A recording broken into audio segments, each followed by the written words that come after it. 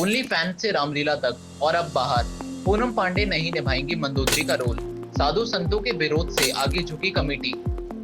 दिल्ली के ऐतिहासिक लवकुश रामलीला से जुड़ी एक बड़ी खबर सामने आई। सोशल मीडिया सेलिब्रिटी और अभिनेत्री पूनम पांडे अब इस बार मंदोदरी का किरदार नहीं निभाएंगी। आइए देखते हैं यह रिपोर्ट।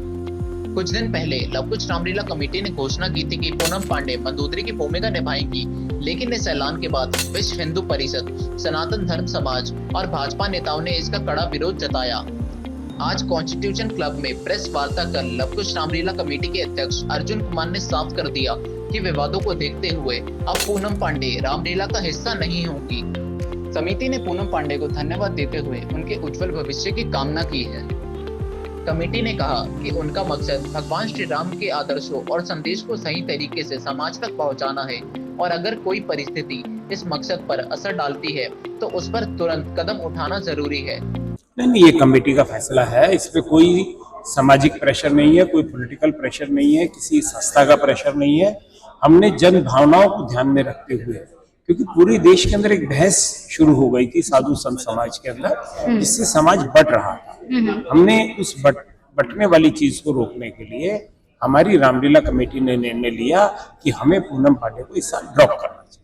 जब आपने पूनम पांडे को साइन किया था, क्या उनकी छवि को नहीं देखा था उस समय? देखिए, मैं आपको बताता हूँ, ऐसे सैकड़ों अदाकार हैं जो पर्दे के पीछे क्या करते हैं जी, लेकिन लीला के मंच के ऊपर आकर अगर एक पॉजिटिव मैसेज देते हैं तो उनके जो फॉलोअर्स हैं जो उनकी नेगेटिव छवि देखते हैं, तो अब उनकी एक पॉजिटिव छवि देखने को मिलती और एक पॉजिटिव छवि एक महिला की देखने को मिलती, तो उसको देखने के बाद भी हजारों लोग बदलते।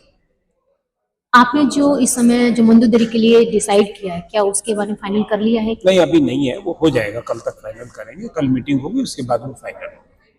क्या आपको ये नहीं लगता कि इस तरह के अचानक प्रोग्राम में चेंजिंग से आपकी रामलीला में फर्क पड़ सकता है? देखिए, इन सब चीजों में तो प्रभु राम की लीला है, हजारों साल से होती आई है और होती रहेगी। इन सब चीजों में कोई फर्क नहीं पड़ता।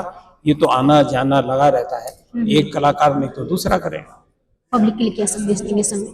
यही देंगे कि लवकुश रामलीला कमेटी में आए और प्रभु राम की लीला का आनंद ले और अपने बच्चों के अंदर जो है संस्कार दें। मुझे सबसे पहले मेरा क्वेश्चन है कि क्या आपको लगता है कि विवादों से रामलीला को कोई फर्क पड़ेगा? जिस तरह पूनम पांडे को आपने एकदम चेंज नहीं, हमारी रामलीला को कोई फर्क नहीं पड़ेगा इस चीज का। विवाद हमारे लिए तो था ही नहीं। इन लोगों ने लोग आपस में विवाद बना रहे हैं, हमारे से किसी का कोई विवाद नहीं था। जिस तरह के इसमें माहौल चल रहा है पूनम पांडे को लेकर, उसको लेकर आपने जनता की संतुष्टि के लिए क्या क्या प्लान किया?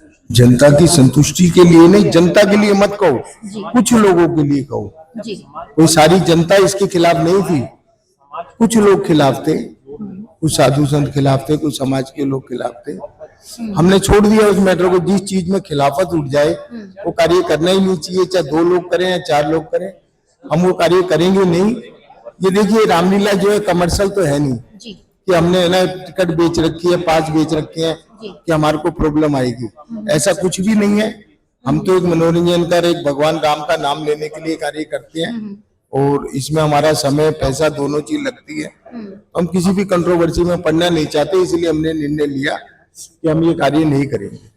भविष्य में कलाकारों के चयन के लिए क्या कमेटी कोई गाइडलाइंस प्रोसेस लेगी? ऐसा कुछ भी नहीं है। हमको 49 ईयर हो गए, 100 ईयर के करीब रामलीला करते हुए हो गया। आज तक कभी ऐसा कोई इशू उठा ही नहीं। हर साल हम कलाकार चयन करते हैं, कोई एक राम कलाकार थोड़ी ना है, 500 कलाकार हैं हमारे रामलीला करने वाले, तो कोई सभी के अंदर कोई कमी थोड़ी ना होती है। ये तो इनको किसी को कोई इशू बनाना था, बना लिया इन्होंने, तो इसमें हमारे को कोई फर्क नहीं पड़ता।